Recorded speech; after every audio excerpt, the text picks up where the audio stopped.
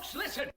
Welcome to another episode of D&M, bringing questions for you that we find interesting. We don't know until the other person says them, bring a mystery to the table for all the generations. Two people from two different backgrounds trying to make sound about the world around us. They both bringing light to the questions they ask. Dina and Michael sliding in your DMs with class. Hey, it's D&M. Hey, it's D&M. D&M. It's D&M. Hey, it's D&M.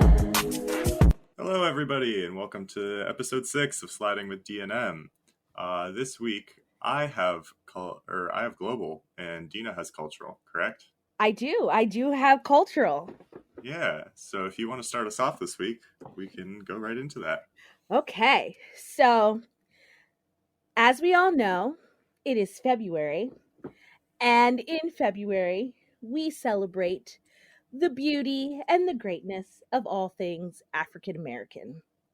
So, my question for you is, which is a little bit outside the box because I know exactly the things that I think about as an African American, but what are some common stereotypes or misconceptions that you hear or think about African Americans? And then I'll tell you mine.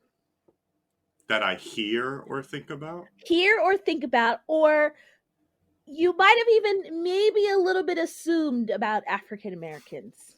Okay. I think the first one that comes to mind, being from a background where I'm studying political science, is that voting rates among the African community are super low, and this is mainly due to the cost of voting, right? Everybody pays a price to vote, whether that be you have to get off work early or you have to commute and try to find your way to your polling place, whatever it may be. Everybody pays a price, right, to vote in some sort.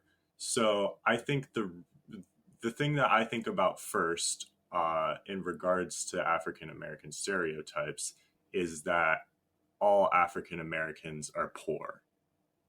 Okay. Right. So I think that this is a common misconception, and in politics, I think it's often overplayed. I know not every African American is poor, right? But I think it's often used in politics to gain power in some way, right? Like we know that African Americans are struggling right now. So we know that if we introduce this bill specifically to help this marginalized group of people, that they'll vote for us next term, right? And I think it's a conception that plays into politics very easily, right? Okay.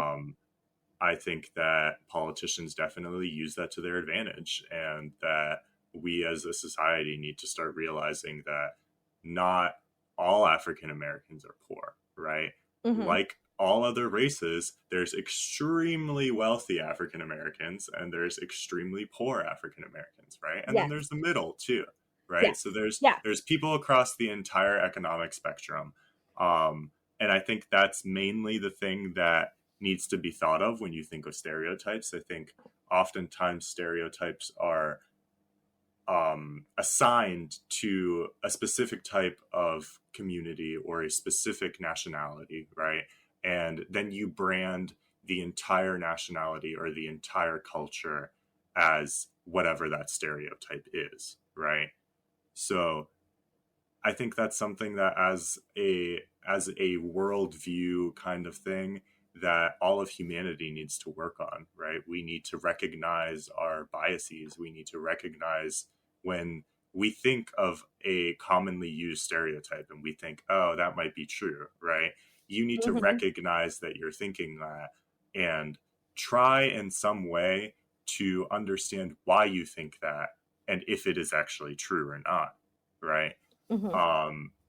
I think we, just as humanity, we all have stereotypes, right? We all have implicit biases. We all have things that we cannot control that cause us to think a certain way, right? And that's just from our upbringing. Yeah. You're born in and you're raised a certain way, and that obviously contributes to the way you think about things. But as I'm getting older and realizing really how the world functions and how different people really are, I'm realizing that most stereotypes are super inaccurate, right? Yes. Yes. Most stereotypes are created to instill fear into people. In some cases, to get power. I would say in most cases to get some sort of power, right? And a huge example of this, and I know we're pulling away a little bit from focusing on Black History Month, but a huge example of this is World War II and what Nazi Germany did with the Jews, right? Okay. So you instill a fear in the entire country that the Jews were to blame for everything, and that was all a stereotype, right? Mm-hmm. So that's something that people still to this day have prejudice against Jewish people, and I think it can be related to African American people as well, right? Yeah. A common one that I hear that I definitely do not believe is that all Black people are in some way going to hurt you, right? Really? And You've heard that one? yeah, oh yeah, like you know, so we live pretty close to a large a majority African American community, right? Yes, we do. And um most people I think are very afraid to even drive through that community. Would you agree with that? I would say yes, probably so. I mean, listen, I have friends that don't even venture to the other side of the river. They're like, "What? Yes. Like, And why would you go over there?" And I'm like, "I don't know. There's good food." Like, that's exactly what I mean, like, you know right? what I mean? Like, I'm like, I don't know. I need to go to this store, and it's Yeah. only over on the other side of the river. So, I guess I would agree with you on that. But yeah. That's what I mean is that again, it's just a common misconception that all African American communities are scary in a way. They're drug infested, right? And all the people are Mhm. poor. I Yeah. think those are the common ones that come out to play. When all most of the people that live in these communities, all they want is a chance to get out of the hood, right? Hmm. And they're oftentimes not even given a chance because of the way that they look, because of the way that they act, because of the way that, you know what I mean, because they were brought up in the hood. You know, you obviously learn different skills living in that type of environment, trying to survive when you're living paycheck to paycheck, if you get a paycheck, or if you're Hmm. selling drugs, right? You're living off of the money that's coming in from that. And if something happens, then you don't have that money and you need to figure out an alternative source of income to feed your family. So those are my thoughts when you think about commonly from a white perspective, I would say, and not even my generation. I think I'm speaking for an older white population. I Hmm. think that's what they would say. Okay. Okay. So I do agree with some of the things that you said. So this kind of goes back to when before we started recording and I got on the link and we were joking around and you're like, I was the one that was on time. And I started laughing and I was like, yeah, this totally goes with my question. Like one of those other misconceptions Hmm. is that, we run, that Black people run or people of color run on CP time. And for those of you that don't know what CP time is colored people time. So, that's like they say, oh, the barbecue's going to start at 2, but really nobody's showing up till like 5 or 6, right? Hmm. So Yeah. that's one of those like misconceptions things. And by the way, I was not late. I was on time, actually, according to my watch. I was on time for our recording session. But that's anywho's, that's another thing, another for another day. But that's like something, being, why can't you be on time? Another misconception that I always hear often is, oh my gosh, you're so articulate for an African American. Yeah. What does that mean? Yeah. Honestly, what does that mean? I speak English, people. I speak English and read English very well, I like to think, for the most part. So what does that mean that I'm so articulate? You know, Mhm. that's one that kind of rubs me See, the wrong way a little I've bit. I've never heard that. And if, for instance, you came up to me and I didn't know you and you said, "Wow, you are so articulate for a white boy." You know what I mean? You would probably take Like, offense to that, wouldn't you? Would you oh, 100%, a right? 100%, I would be offended. And Yes. I think the reason why people don't understand, and here's another thing that we can tie into it. I think a lot of the reason why people don't understand is that you, as a white person, you're never put in these situations, right? Here's a perfect example of that. You have very natural black hair, Yes, I do. By the right? way, so wait, hold on. We have to kind of give a backstory. Okay. So, my hair is natural now. I've been in a 4-year natural journey, which means I don't put any chemical relaxers or processes into my hair. Prior to that, pretty much all my life, I chemically straightened or relaxed my hair. So when I would wash my hair, it would be curly, but then I would put stuff in it to make it straight, and then I would flat iron my hair and make it straight so it would look like a silk press. Like it would be silk and straight, and it was beautiful. It was fine, but it got to a point that my hair became very brittle and very broken off. So about 4 years ago, I was like, listen, I can't do this to my hair anymore. Like it was fried. Like think about like if you over process your hair all the time, it was literally fried. So I started going natural, which means I would wash my hair and I would roller set it with these huge rollers, right? And I wouldn't put any chemicals or process, and I would let it air dry. I wouldn't use heat. And so eventually what happened is that my hair started to go back to its natural curliness, and the relaxer started to like go grow out of my hair.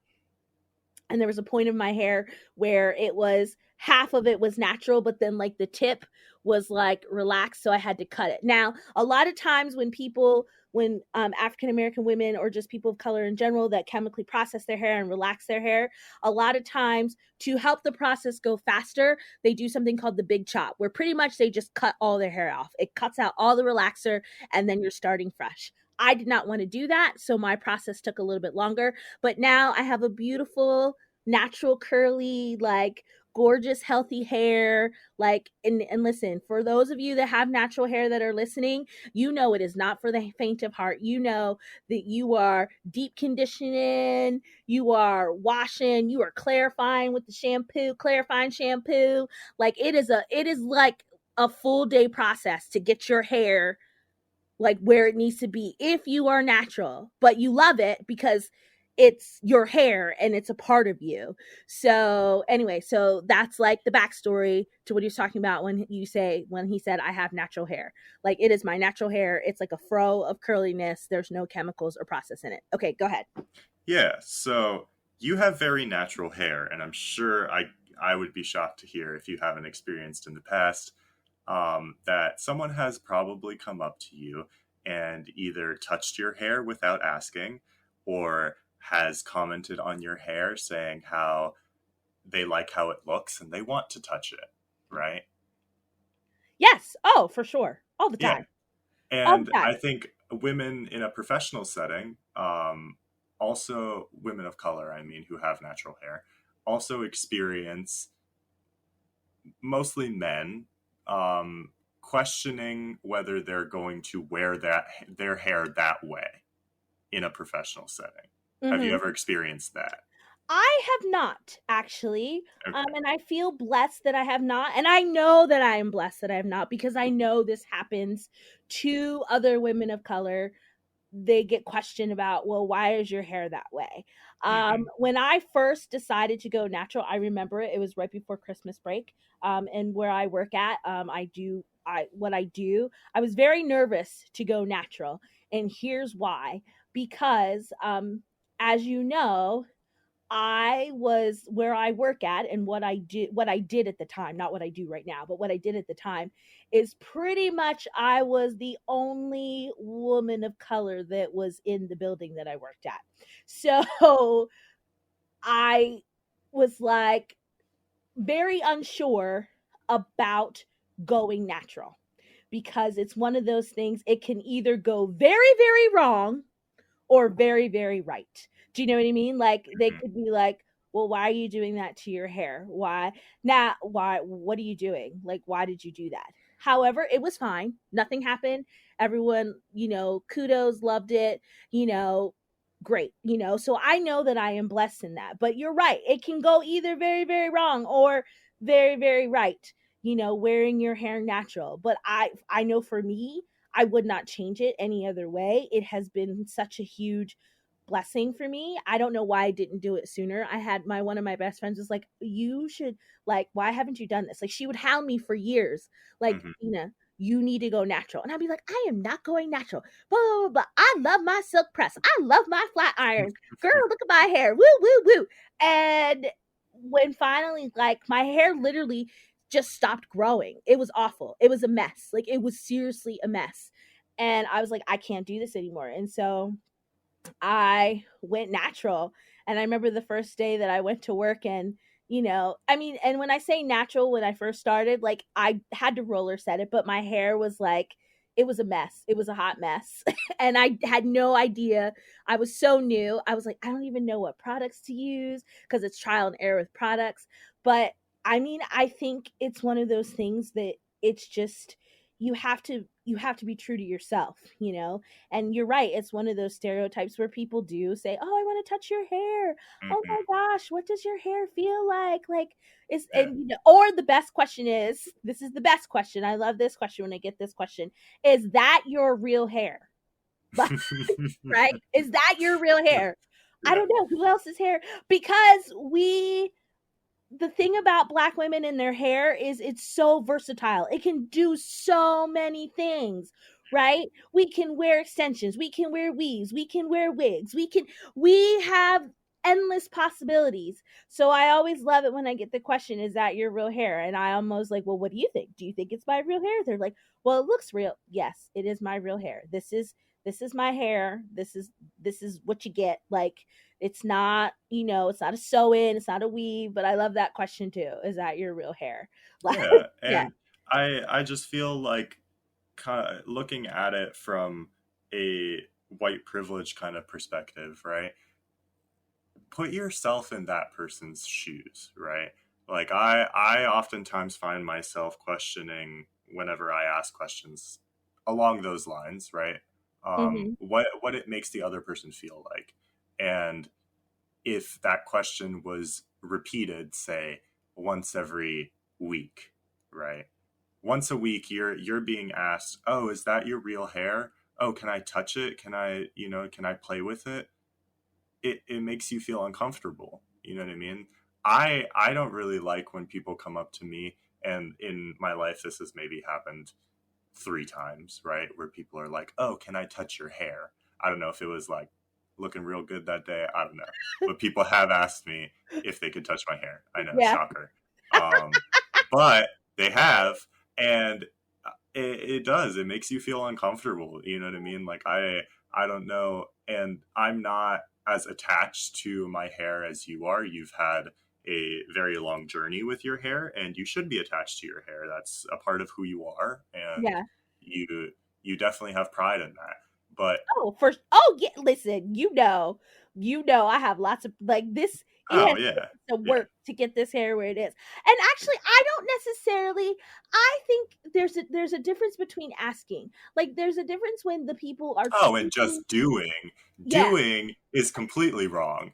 yeah, Asking is like the first step, and it also depends on how you ask, right? yes, If you that is ask in the a difference for condescending me. tone, if Yeah, you ask in a condescending tone, that is like very, very, very frowned upon in my view. Yeah. But I don't know. So no, that is a big thing for me. It's how you ask. Like I honestly, like, if you ask with pure intent and you're like, hey, like da da da, like, what is the texture of your hair? Like, I don't mind if people ask me and I'm like, well, here, you can touch, like, you totally touch Mhm, my hair, like, feel the texture, like, and then mhm, I'll tell them, I'll be like, oh well, today, it's winter time, so I need a little bit of, for those of you that know curly girl method, I have 4B, 4C hair, which means my hair is super curly. Also, it does not hold moisture very well, so I gotta hydrate this goodness. So, like, I'm like, oh, it's probably a little dry today because it's wintertime right now, so everything's drier in the winter. So I'm like, it's a little bit dry today, but it's working. Where there's some days I'm like, ooh, my curls look good today, they are on point, on point. So I think it's just, as we are celebrating African American History Month, Black American History Month, and I don't even like to say Black History Month because I feel like Black is just such a, like, a pinpointed term. I like to say African American history because it really encompasses everything, right? Whereas mhm. Black is just like, and so, because African American history is so much more, it can be Afro Cuban or Afro Dominican. Like, I feel like there's so many more dimensions to saying African American history. I just be mindful, and you should be mindful all the time, but just be mindful of those misconceptions and those undertones. We don't have time to discuss this, so we might have to leave this for another day. But another thing that I get frequently asked a lot about is the N word. Like, because when you listen, I'm a child of the 90s, so I love me some gangster rap, love me some Tupac and Biggie all day, every day. And of course, they use the N word, right? And so I always, is it appropriate? No.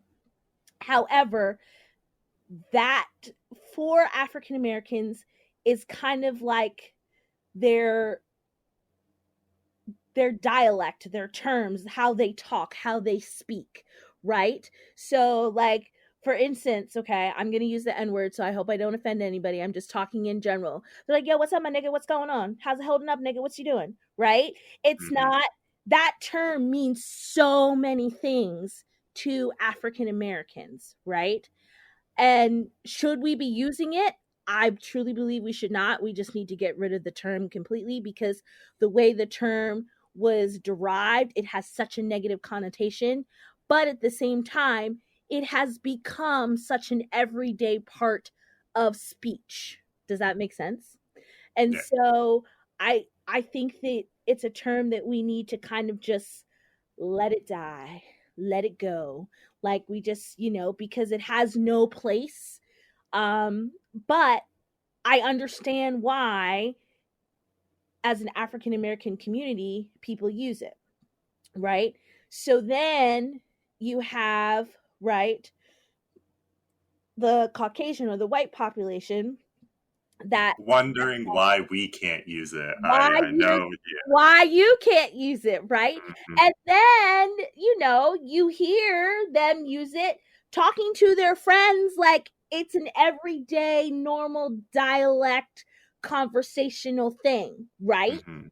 Yeah. And it's like, well, why can't we use it? Well, I kind of almost feel like it's not your thing to use, right? So here's my touch on this, and I know it's time almost for us to probably move I know. on to the I didn't second. want to dive into it, but we I went know. there. We went there. So So you gotta close it out for us good. yeah, so I'll just touch on it, and the N word carries a lot of historical weight with it.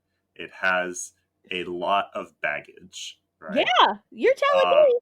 not not my ancestors, because my ancestors were still chilling in Russia, but white white people in America were slave owners, and that was the word that was chosen with a hard R to oppress African American people, aka their slaves.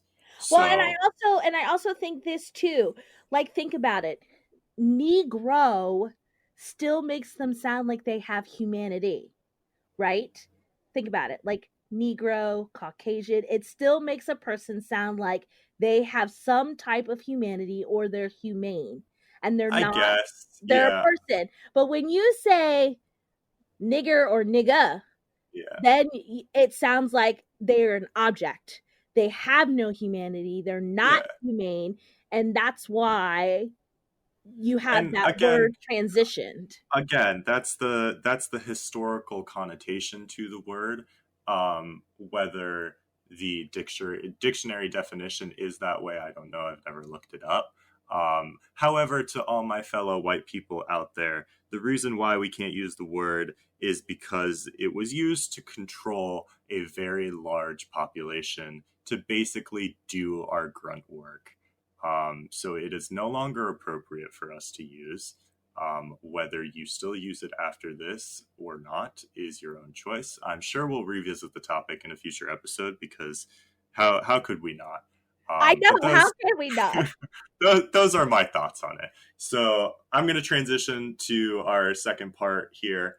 Funny enough that you chose a topic on African American History Month or Black History Month, Okay. because I chose a very similar type question, also based Really? off of Black History Month. Yes. Okay. Lay it on me. Lay it on me. So, for those of you who do not personally know us, we are very big foodies. We love to try new restaurants. We love to try different cultures' foods. We love to eat good. That's what we really enjoy. We have We expensive do. taste. We do love to eat good.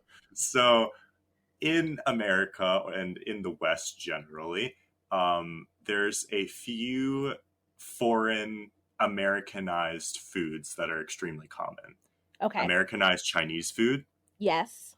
Tex-Mex, Yes. Americanized Italian food, Yes. right? And Mhm. then you have smaller subsections that don't necessarily have like chain restaurant followings, right? So you have Mhm. Indian food, you have Hispanic food, right? So you have like Cuban or Dominican or wherever else, right? Okay. However, I never find myself seeing African food. Okay. All right. And by that, I mean like straight, like Kenyan food. Like if I wanted Kenyan food right now, would I be able to find a restaurant that serves authentic Kenyan food? Around here where we live? Just in maybe obviously in bigger cities you may be able to find it, Oh, but yeah. where we live right now, it's a fairly metropolitan area, right? Okay. It's fairly progressed. It's not like some podunk town, right? I'm glad Whether we're whether progressed. whether we think of it that way or not, it really isn't. I mean, there's hundreds of thousands of people that live in the area. However, we don't have African food. We don't really have a lot of even soul food options, right? And Mhm. I think so here's my perspective, right? So I think it really boils down to being African food is very different than any other food group out there, right? Mhm. And there is a huge trend on TikTok about the paste they make. I believe it's from like yucca, maybe. I don't know for sure. Okay. But they basically make this paste and eat it with their hands, and they usually eat it with some sort of like stew, right? Mhm. Okay.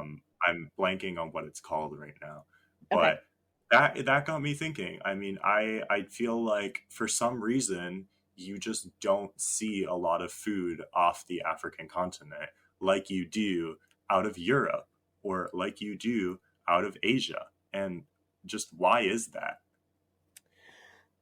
Why is that? Okay, so this is my take. By the way, there I just looked while we were speaking. I googled. I used the Google.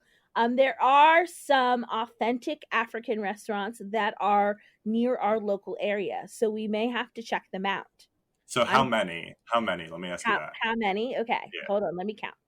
Okay, there is one, 2, 3, 4. Uh-huh. There's 4 in our, like, when I say local area, I'm talking within like 15 to 20 minutes. Now there Okay. is one that is a little bit further out, which is Okay. more like 45 to, oh wait, actually there's 5. There is 5. But there's one that's more like 45 minutes away. And Okay. then So the next one that comes up on my list is closer to Maryland, which is like much more Baltimore, like bigger city than where we live is big. so that's what I mean, is that I can easily myself name 5 places that serve Chinese food in our area. You know what I mean? Like Mhm. why is it so common to seek out something like Chinese food or Italian, but you never hear anybody craving African food? I've never tried African food. I don't know really where to find it. I've never seeked it out, and that's probably my own fault. Obviously, there are restaurants around here, as you pointed out, but I just feel like there's this clear divide between Americans and Africans that we don't even adopt their food for some reason. I just don't understand what it is. I don't understand why we have Chinese food, right? But we don't have African food. Okay, so do you want to hear my perspective Yeah, on this? Why? of course. So, okay, so my perspective on this, and it goes back to way back when, right? We are, let's be honest, we are, as African Americans, are naturally not from here. This is not where we were. We were over in the motherland doing our thing. And then we were transplanted or put here. Okay. That's, It's a don't very need, nice way of putting it, but all right. yeah. But I'm just saying, we were transplanted here. We were put here. We are not from here. So we get here, right? And like with anything, we were basically stripped down to nothing, stripped of you. This is not your culture anymore. I mean, listen, we had beautiful African names. Those were taken away, and you're renamed John Smith, right? They took the things that made Black people African away. So we adapted and we changed.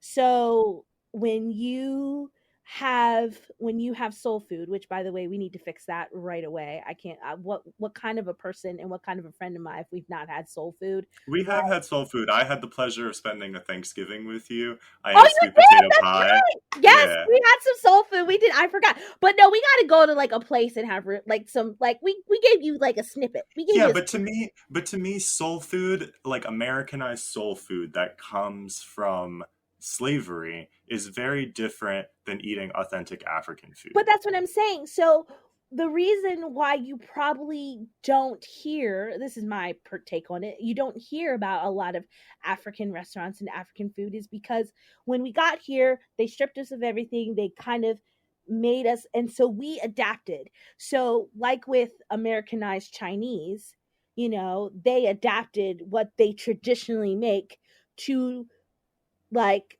basically the palates of white people, right? Mm, So our roots in African food, they are still there, but we've adapted it over time. But those traditional roots, those traditional foods, when you can actually go to like a true like West African restaurant, like they have not necessarily crossed over into like mainstream America. Whereas, Americanized Chinese has an Americanized like Tex-Mex, those things they haven't crossed over. And I think the reason might be a little bit is because what we typically think of as like soul food, which does have its roots in like African foods, is completely different than what is truly oh, excuse me, a traditional African food, right? Because think about it, like Tex-Mex, like if you've ever been to Mexico, right? I mean, if you sit and eat an authentic Mexican meal, there are some differences, but for the most part, the palate is similar, right? Am I making sense what I'm saying? No, I get what you're saying, but if you apply the same logic to say like Chinese food, I know that's not the case. Americanized Chinese food is intentionally packed with sugar to appeal to Americans for some reason. They sweeten everything in Americanized Chinese restaurants. Yeah. However, if you eat at an authentic Chinese restaurant or actually go to China and eat somewhere, it tastes completely different. And I know we're generalizing countries. Obviously, like America, Southern food is very different than Mhm. Northern food, right? Oh So yeah. we're obviously generalizing an entire country. There's a billion people in China. I know that there's districts that have their own distinct culture and their own distinct Food. flavor profiles. Yeah. However, as a generalized statement, Chinese food in America it just doesn't taste like it would in China, and for some reason, it's sweetened to appeal to Westerners. I just don't understand that kind of Well, view either. because I think, you know, and I don't want this to come off the wrong way. I think with any culture, like okay, so America has always been the ideal, has been the dream, right? This is Hmm. what people wanted. They want the American dream, they want the American ideal. So I think a little bit to fit into that American ideal when you come from a different culture, like you still want to maintain your roots, Yeah. but like with anything, you also want to fit in on the playground, right? Hmm. So you adapt to fit in on the playground, yet you still keep a little bit of your own tradition and roots. And so Yeah. I think that's probably why, like, you have Americanized Chinese, because you and I have eaten like real Chinese before. And you're right, it's completely different than what you typically think as Chinese food, right? Yeah. And And so, I just feel like I personally have some bias against it, but I hate sweet food. I'm really not a big dessert person. I hate that people like, every recipe that you read online that's catered for Americans is like, oh, throw a little brown sugar in it. It'll be good. And I just don't understand it. I throw a little brown sugar in it. Yes, like I feel like that's the comment that when you're surfing, like I don't know, the surfing the internet for different menu ideas, right? Because it gets tiring making the same thing week after week. I feel like every other recipe you look on is like, oh, let's put some honey in there or some maple syrup or throw a little brown sugar in there or sweeten it with some sugar. You know what I mean? Like it'll really make the flavors pop. And then you're left with like this the only flavor profile is sweet. That's what you're left with, and it's like eating sweet like beef or pork. Does it just doesn't do it for me? I don't get it.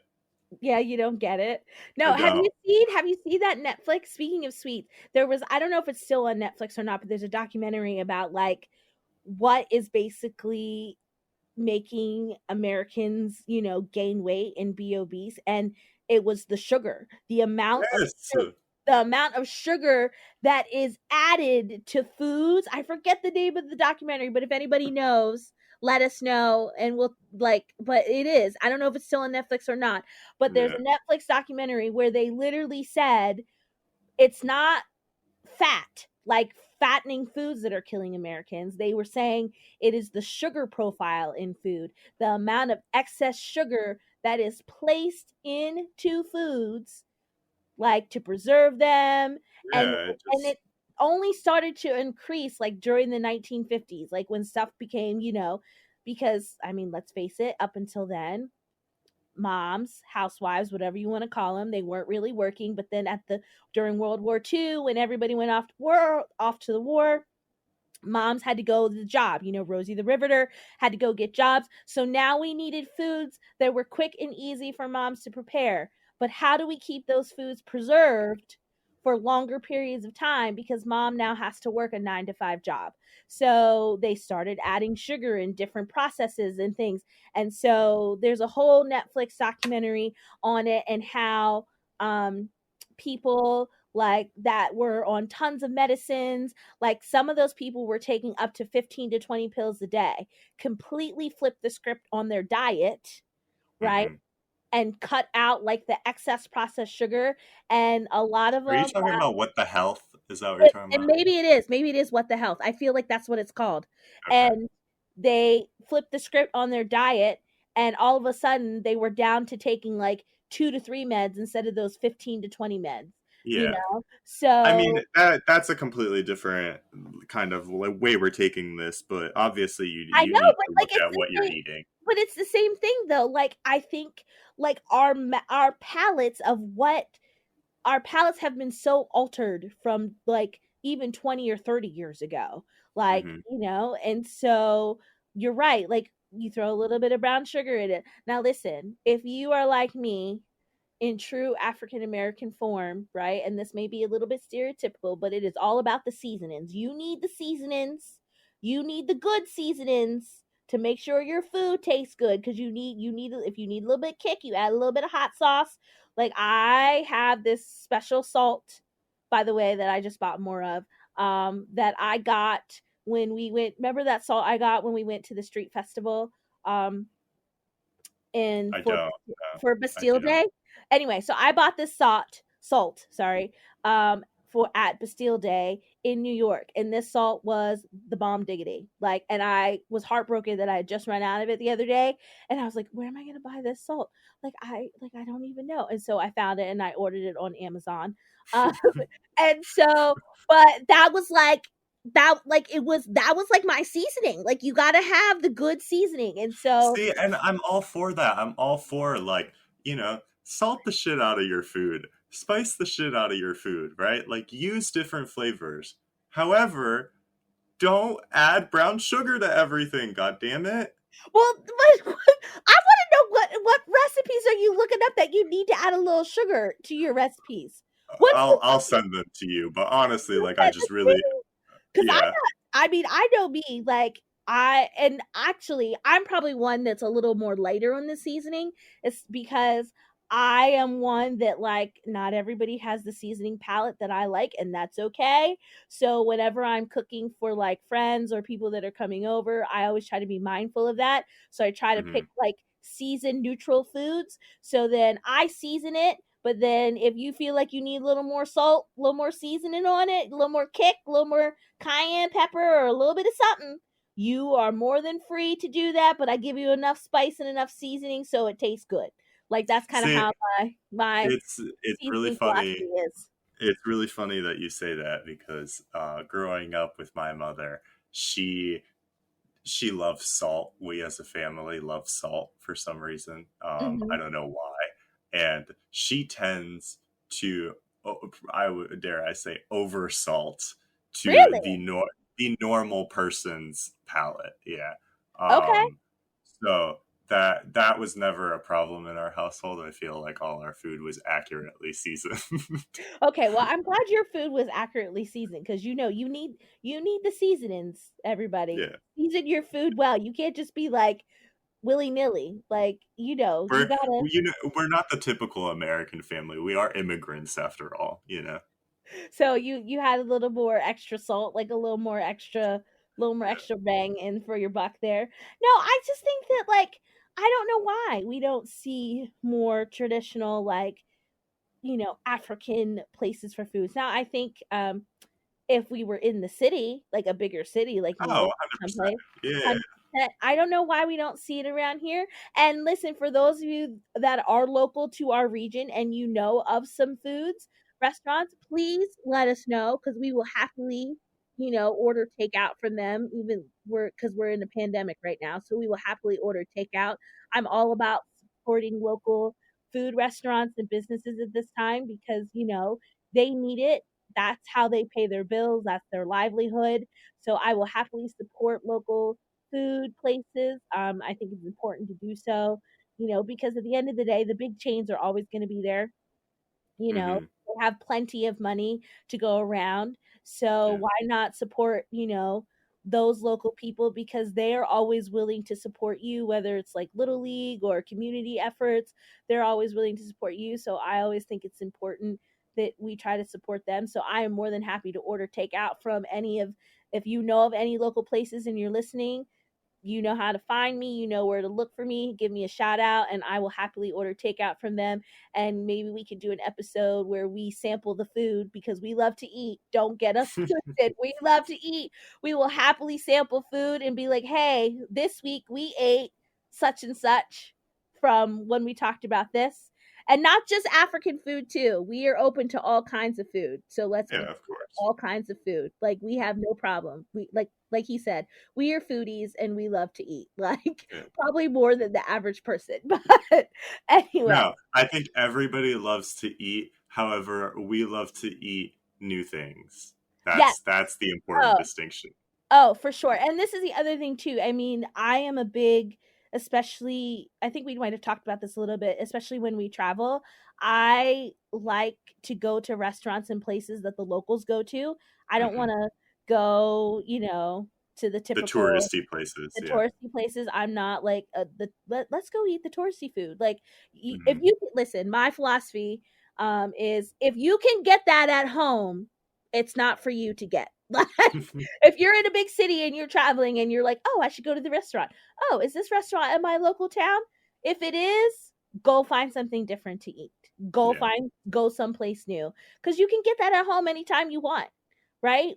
Mhm. So why not try something new and go eat someplace new? And I know personally that we've tried some amazing places and had some amazing food. And like lately, because we haven't been able to go out, I've been like, oh, I want to go try here, or I want to go this place, or go do this. And so I've been like posting like, in our little group chat that we talk about. I'm like, hey, when we can, we're going to this place. And some of them actually are like really far away, like in other states, but that's okay. We'll get there.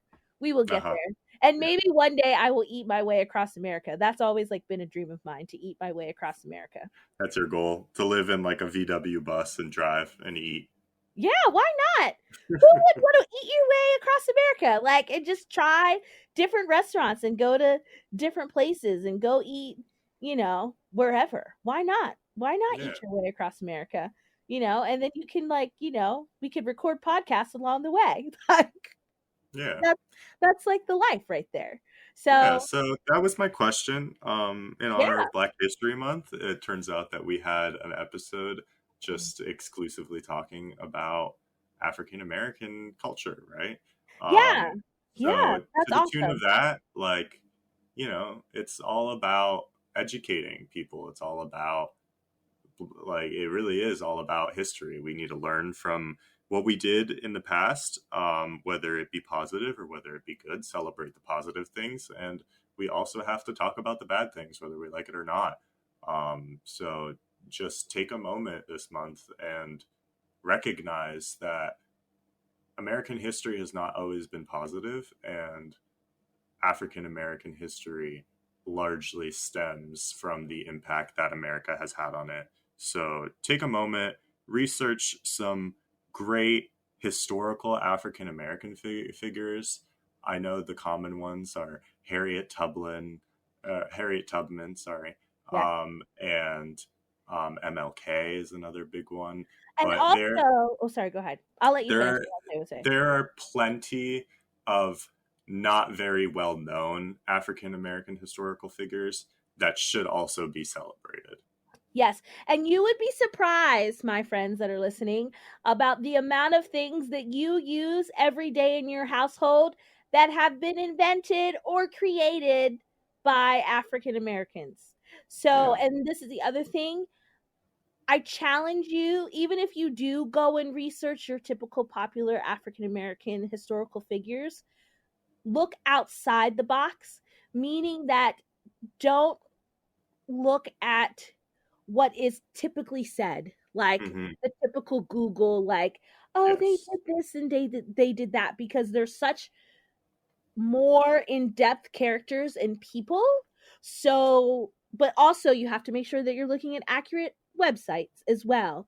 Hmm. But I think sometimes, and as those that are not people of color, when they look at African American history, they tend to look at the things that are kind of like rose colored and kind of like the cookie cutter. Oh, they did this. Oh, wasn't that lovely? But you have Hmm. to look outside and look deeper, because there's such more involved people and characters and beings, and they did so much more than what we see on the surface. Yes. So I think it's important. And really, it's not just about this month, it should be all year long. We should celebrate the the contributions and the things, the good and the bad, that African Americans have done, because it's a part of African American history, but it's also a part of American history, which is the collective and the story of everybody that has been in this nation for the over 200 plus years that this nation has been a nation. And so it's important that we have these dialogues, that we discuss these things, because that's how we evolve, that's how we learn, that's how we grow, and that's how we are able to make this world a better place for the future generations. So, Mm-hmm. Well yes. said. Well Thank said. you. Thank you. So, well, this was another fun conversation. Yeah. Yes.